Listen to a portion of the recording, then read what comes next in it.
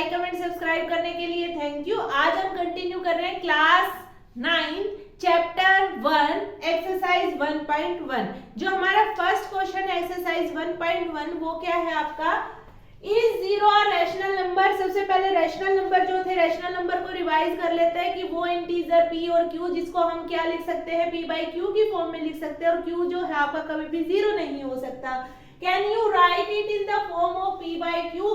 क्या जीरो को आप लिख सकते हैं p by q की फॉर्म में, जहां पे p और q क्या है आपके इंटीजर है और q जो है आपका जीरो नहीं होना चाहिए। तो सारी कंडीशन इसने दे दी।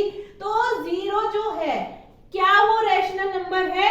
Yes, zero is a rational number. कैसे? क्योंकि हम इसको p by q की फॉर्म में लिख सकते हैं और q जो है आपका कभी भी इसमें जीरो नहीं होगा। कैसे होगा इसको देखते हैं। Yes, zero is a rational number. कैसे है rational number? We can write zero in the form of p by q। कैसे लिख सकते हैं p by q की फॉर्म में? मान लीजिए हमें पता है कि इंटीजर आपके कौन से होते हैं, आपके पॉजिटिव भी रहेंगे, आपके नेगेटिव भी रहेंगे और इंक्लूडिंग आपका जीरो भी होगा। अगर हम बात करें कि अगर इसको डिवाइड किया जाए तो जो जीरो है वो आपका इंटीजर वाली कैटेगरी में भी आएगा, तो p जो है आपका इंटीजर हो गया। दूसरा क्या है, इसको डिवाइड कर दिया हमने 1 से, 1 के इंटीजर नहीं है, 1 भी इंटीजर है, और क्या q की वैल्यू जीरो हुई, q भी आपका जीरो नहीं हुआ। तो हो गया ना क्लियर कि जीरो जो है आपका क्या है, एक रैशनल नंबर है। और एग्जांपल ले लीजिए, जीरो को डिवाइड कर लीजिए 2 से, या जीरो को डिवाइड कर लीजिए -3 से, जीरो को डिवाइड कर लीजिए -7 से। तो हर एक कंडीशन के अंदर जीरो जो है आपका रैशनल नंबर बनेगा, क्योंकि जो p है वो भी आपका इंटीजर होना चाहिए, जो q है वो भी आपका इंटीजर होना चाहिए, और जो q वैल्यू है कभी भी जीरो नहीं होनी चाहिए। तो हमने हर एक रिजल्ट के अंदर इसको चेक किया, जो q की वैल्यू है वो आपकी जीरो नहीं है। कंटिन्यू करेंगे क्वेश्चन नंबर 2 के साथ, प्लीज नोट डाउन इट। आगे कंटिन्यू करते हैं क्वेश्चन नंबर 2 को। सबसे पहले चेक करेंगे क्वेश्चन नंबर 2 हमें बोल क्या रहा है। क्वेश्चन नंबर 2 कहता है कि find 6 rational number between 3 and 4। कि हमें कितने रैशनल नंबर निकालने हैं? आपको निकालने हैं 6 रैशनल नंबर, 3 और 4। दोनों नंबर ऐसे दे दिए, इसमें तो कोई नंबर ही नहीं आ सकता बीच में। और लिखना भी किसमें है? p by q की फॉर्म में, क्योंकि क्या पूछा है? रैशनल नंबर पूछा है। तो अगर हम दिमाग लगाएं, अगर इनको तो दोनों को 3 into 2 कर दें, 3 into जो हम दिमाग जो लगाएंगे वो बताते हैं क्या क्या लगाएंगे। 3 into 2, 4 into 2 डिवाइडेड बाय 2, तो आपका कितना बन जाएगा? आपका 6 by 2, और ये कितना बनेगा? 8 by 2।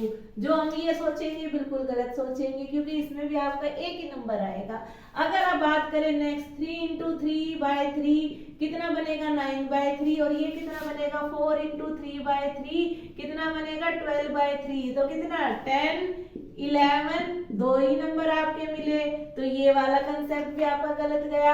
आपको है ना पैटर्न ये देखना है, जैसे अगर 6 पूछा है ना तो कम से कम एक नंबर उससे बड़ा मान के चलना है, कि अगर इससे अगर आपने छोटे नंबर जितने भी माने, आपको जो टर्म्स जो मिलेंगी, जितने भी रैशनल नंबर मिलेंगे वो सारे आपको कम मिलेंगे। आपको क्या करना है, अगर आपसे पूछा जाए 6 तो इस नंबर को किससे मल्टीप्लाई करेंगे? 7 से। कर दीजिए 7 से, क्योंकि अगर ये नहीं है कि आप न्यूमरेटर में 7 से मल्टीप्लाई कर दे, साथ में डिनोमिनेटर से भी मल्टीप्लाई करना ही पड़ेगा। क्यों करना पड़ेगा? क्योंकि ये हमारी मनमर्जी नहीं चलती कि आपने है ना 7 से मल्टीप्लाई कर दिया, कहीं भी आपने 4 से मल्टीप्लाई कर दिया। ये काम तब पॉसिबल है, 7 से 7 कैंसिल हो जाएगा, मतलब आपने कोई नया काम नहीं किया है, दोनों चीजें कैंसिल होकर आपका 3 ही रिजल्ट देगी।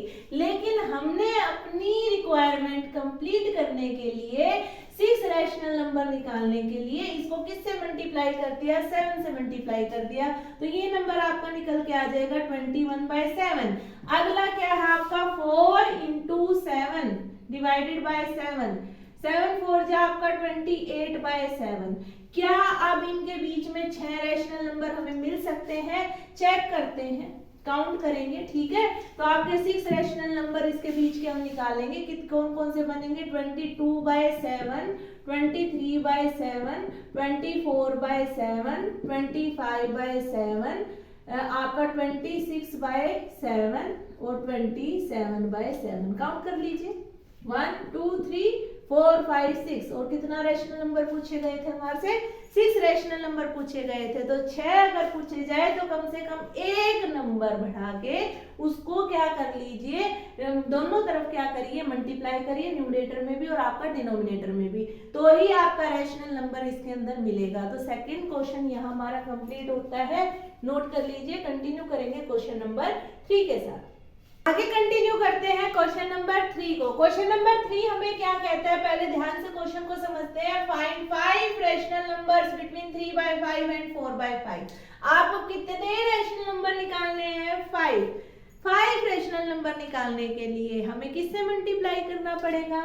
एक नंबर बढ़ा के, एक नंबर बढ़ गया तो क्या बनेगा आपका 6 से हम क्या करेंगे, मल्टीप्लाई कर लेंगे। पीछे वाले क्वेश्चन में क्या था, आपका डिनोमिनेटर नहीं था, तो चाहे डिनोमिनेटर है लेकिन डिनोमिनेटर में भी हमें क्या चीज देखनी है कि दोनों जो डिनोमिनेटर वैल्यू हो वो आपकी सेम है। तो ये काम हमारा इजीली पॉसिबल है। तो हम क्या करेंगे, आप जो है उससे एक नंबर बढ़ा दीजिए। 5 पूछा गया तो उसको किससे मल्टीप्लाई कर दीजिए? 6 से मल्टीप्लाई कर दीजिए, क्योंकि जो 3 और 4 के बीच में कोई गैप नहीं है तो हमें एक नंबर उसको इंक्रीज करना पड़ता है। 5 × 6 आपका कितना बन जाएगा? 18/30। दूसरा क्या बनेगा आपका? 4 × 6 डिवाइड बाय 5 × 6 कितना बनेगा? 24/30। तो अब आपके दोनों नंबर्स मिल चुके हैं। अब इसके बीच के जो आपको रैशनल नंबर इजीली आप निकाल लोगे, क्या क्या निकलेंगे? 19/30, 20/30, 21/30, 22/30 एंड 23/30। काउंट कर लेते हैं 1 2 3 4 5। तो कितने नंबर पूछे थे हमारे से? 5 नंबर पूछे थे रैशनल नंबर। तो 5 रैशनल नंबर हम निकाल चुके हैं। कौन कौन से निकले आपके? 19/30, 20/30, 21/30, 22/30 एंड 23/30। तो यहाँ जो है हमारा क्वेश्चन नंबर 3 कंप्लीट होता है। Please note it down. आगे कंटिन्यू करते हैं क्वेश्चन नंबर 4 को। आगे बात करते हैं क्वेश्चन नंबर 4 जो कि है हमारा लास्ट क्वेश्चन एक्सरसाइज 1.1 में। तो हमारा क्वेश्चन कहता क्या है, state whether the following statement are true और फॉल्स, कि जो स्टेटमेंट जो दी गई है क्या वो आपकी सही है या गलत है। अगर सही है तो बताइए कि कैसे सही है, अगर गलत है तो बताइए कि वो कैसे गलत है। तो ये चीज आपको इसमें आपको आंसर में रीजन देके आपको रिप्रेजेंट करके बताना पड़ेगा। तो सबसे पहले क्या है कि every natural number is a whole number. Natural number कौन से थे? काउंटिंग नंबर कहाँ से? 1 से। और होल नंबर क्या था आपका? 0 से स्टार्ट होता है और 0 से स्टार्ट होके सारे काउंटिंग नंबर उसके अंदर आ जाएंगे। तो इसने क्या कहा है कि एवरी नेचुरल नंबर, तो हर एक नेचुरल नंबर कौन से? 1 2 3 वाले। तो 0 तो एक्स्ट्रा ही है, बाकी तो सारे काउंटिंग नंबर इसके अंदर आ गए। तो क्या हो गया, हमारी स्टेटमेंट क्या रहेगी? ट्रू रहेगी। ट्रू कैसे रहेगी? True whole number is the collection of zero and natural numbers। ये बात ठीक है, क्यों है? क्योंकि जो होल नंबर है ना वो कलेक्शन है किस किस का? 0 और नेचुरल नंबर का।